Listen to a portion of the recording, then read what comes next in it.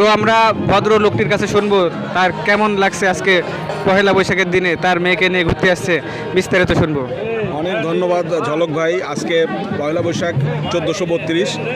এই দিনে আমি চাই যে যত দুঃখ ক্লান্তি আছে আমাদের সব আমরা মুছে ধুয়ে আমরা নতুন করে জীবন শুরু করি। আর আজকে তো আমি একজন গণমাধ্যম কর্মী হিসেবে আমি এখানে আসতাম, কিন্তু আজকে আমার ছেলে এসেছে, আমার মেয়ে এসেছে এবং আপনারা দেখছেন যে তারা ঘুরছে, তারা পিঠা খেয়েছে এবং সে আজকে সেজে খুব আনন্দিত যে বাঙালির সাজে সে সাজতে পেরেছে। কারণ আমরা ইচ্ছা করলে সবসময় শাড়ি পরতে পারি না, কিন্তু আজকে এমন একটা দিন যে এই দিনে আমরা সবাই শাড়ি পরতে পারছি, আমরা আমাদের পরিবার পরিজন নিয়ে আসতে পারছি, আনন্দ উৎসব করতে পারছি। এবং আমার মনে হয় বছরে একটা দিন সবাই আনন্দ করে পান্তা ভাত খায়, তো এই বিষয়টা কিন্তু আমাদের থেকেই যায়।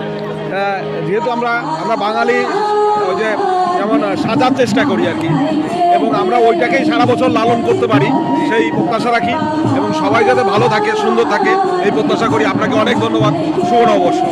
অসংখ্য ধন্যবাদ ভাইকে সুন্দরভাবে উপস্থাপনা করার জন্য।